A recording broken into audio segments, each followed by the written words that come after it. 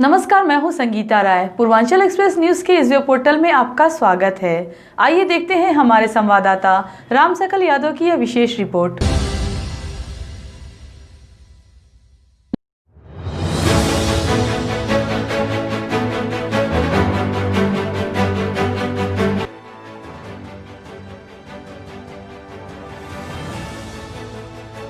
सरकार रोजगार सृजन को लेकर लाख दावे करे, लेकिन कोरोना महामारी ने अच्छे लोगों को सड़क पर लाकर खड़ा कर दिया है। इसका असर माया नगरी पर भी पड़ा है। एक शख्स जिसने बालिका वधू कुछ तो लोग कहेंगे जैसे टीवी सीरियल के जरिए कुरीतियों के खिलाफ आवाज बुलंद की। यशपाल शर्मा, मिलिंद गुणा जी, राजपाल यादव, रणदीप हुड्डा, सुनील शेट्टी जैसे बड़े कलाकारों की फिल्म में बतौर सहायक निर्देशक काम किया। आज वह 2 वक्त की रोटी का मोहताज है। परिवार पालने के लिए इस शख्स को फुटपाथ पर सब्जी का ठेला लगाना पड़ रहा है। आजमगढ़ जिले के निजामाबाद कस्बे के फरहाबाद निवासी रामब्रिज 2002 में अपने मित्र साहित्यकार शाहनवाज खान की मदद से मुंबई पहुंचे थे। इन्होंने फिल्म इंडस्ट्री में खुद को स्थापित करने के लिए काफी मेहनत की। पहले लाइट विभाग में काम किया, इसके बाद टीवी प्रोडक्शन में कई अन्य विभागों में भाग्य आजमाया। धीरे धीरे अनुभव बढ़ा तो निर्देशन में अवसर मिल गया। निर्देशन का काम रामब्रिज को पसंद आ गया और उन्होंने इसी क्षेत्र में अपना करियर बनाने का फैसला कर लिया। पहले कई सीरियल के प्रोडक्शन में बतौर सहायक निर्देशक काम किए, फिर एपिसोड डायरेक्टर, यूनिट डायरेक्टर का काम किया। इसके बाद इन्होंने कभी पीछे मुड़कर नहीं देखा। रामब्रिज बताते हैं कि बालिका वधू में बतौर यूनिट डायरेक्टर इन्होंने काम किया। इसके बाद इस प्यार को क्या नाम दूं, कुछ तो लोग कहेंगे, हमार सौतन हमार सहेली, झटपट चटपट, सलाम जिंदगी, हमारी देवरानी, थोड़ी खुशी थोड़ा गम, पूरब पश्चिम, जूनियर जी जैसे धारावाहिकों में भी इन्हें काम करने का अवसर मिला। फिल्म इंडस्ट्री में इनके काम की सराहना हुई तो फिल्मों में भी अवसर मिला। रामब्रिज ने यशपाल शर्मा, मिलिंद गुणा जी, राजपाल यादव, रणदीप हुड्डा, सुनील शेट्टी की फिल्मों के निर्देशकों के साथ सहायक निर्देशन के तौर पर काम किया।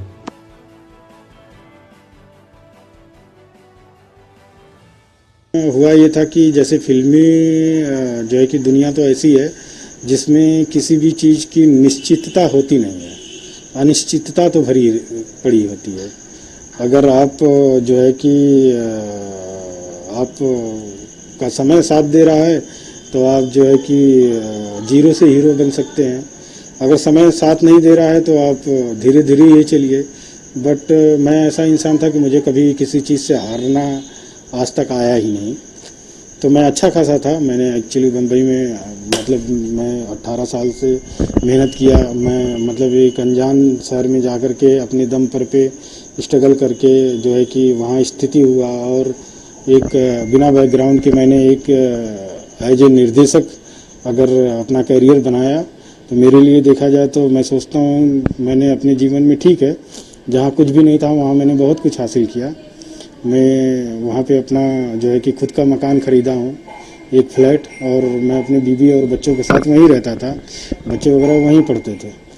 बट हुआ ये कि 2 साल पहले मैं थोड़ा सा तबीयत ख़राब हुई तो बच्चे वगैरह सब यहाँ घर पे आ गए और मैं वहीं फिल्म लाइन में ही काम कर रहा था।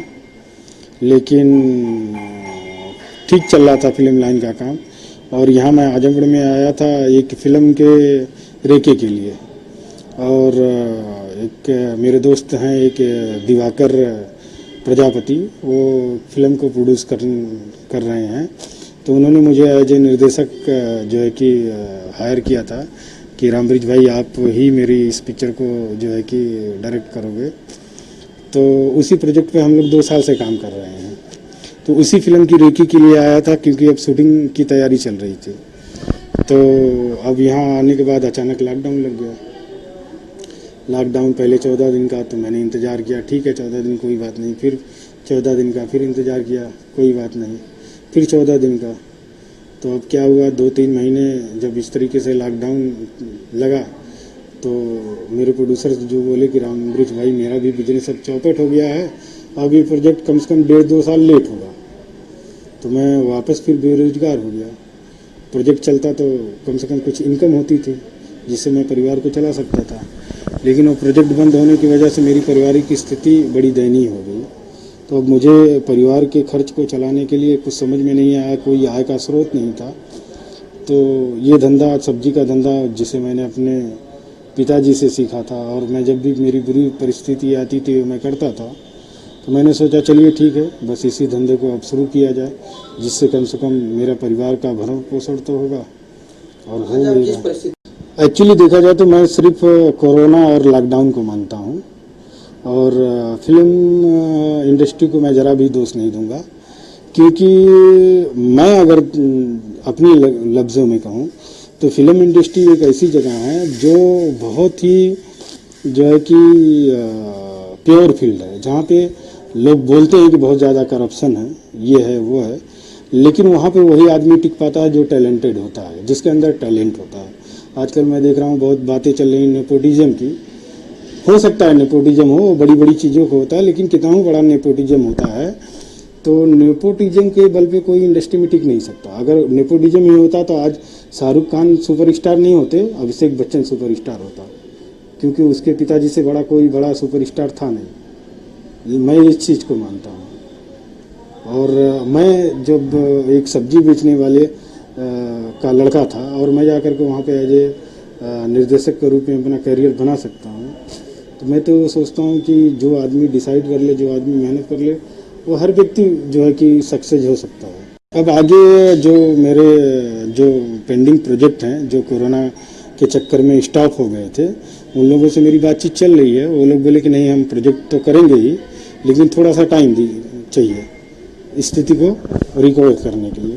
तो अब 2 महीने 3 महीने के बाद वापस वो प्रोजेक्ट चालू होगा, तो फिर मैं वापस उसी स्थिति में आ जाऊंगा जिस स्थिति में था। नहीं, देखिए, ईगो वाली जो बात है, तो मैं तो बचपन से ये धंधा कर चुका हूँ। सबसे बड़ी बात तो ये थी कि मैं बचपन से ये धंधा कर चुका था। उसके बाद मैं इस धंधे से उठ करके वहाँ उस फील्ड में गया हुआ था, तो वापस मैं उसी फील्ड में आया हूँ सब्जी के ठेले पे।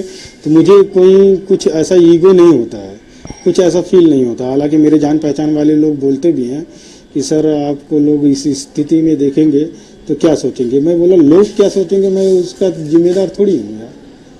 लोग क्या सोचेंगे, मैं उसका जिम्मेदार थोड़ी हूँ। और मैं लोगों के हिसाब से अपनी ज़िंदगी नहीं जीता, मैं ज़िंदगी जीता हूँ अपने तरीके से। बस सिर्फ ये चीज़ देखता हूँ कि मैं जो कर रहा हूँ वो समाज की नज़र में, कानून की नज़र में गलत तो नहीं ना है, अपराध तो नहीं ना है, बस ये देखता हूँ। बाकी लोग क्या कह रहे हैं उससे कुछ नहीं लेना देना है। थैंक यू सर जी।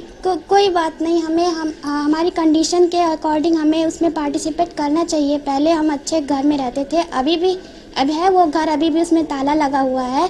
तो हम लोग यहाँ पर आए तो लॉकडाउन की वजह से हम लोग को यहीं पर रुकना पड़ गया, वहाँ पे हम लोग नहीं जा पाए और अभी हम लोग यहीं पर हैं।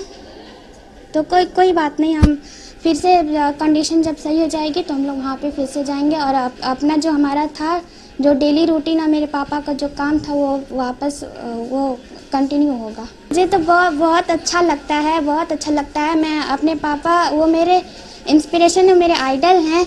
मुझे उनकी बातें बहुत अच्छी लगती हैं कि वो अभी हम लोगों को संभालने के लिए ये काम कर रहे हैं, तो इसमें कोई बुरा नहीं है। वो तो बहुत अच्छा ही है कि मेरे पापा इसमें शर्म नहीं करते हैं और वो पहले जो काम करते थे वो भी उनका काम अभी भी है। वो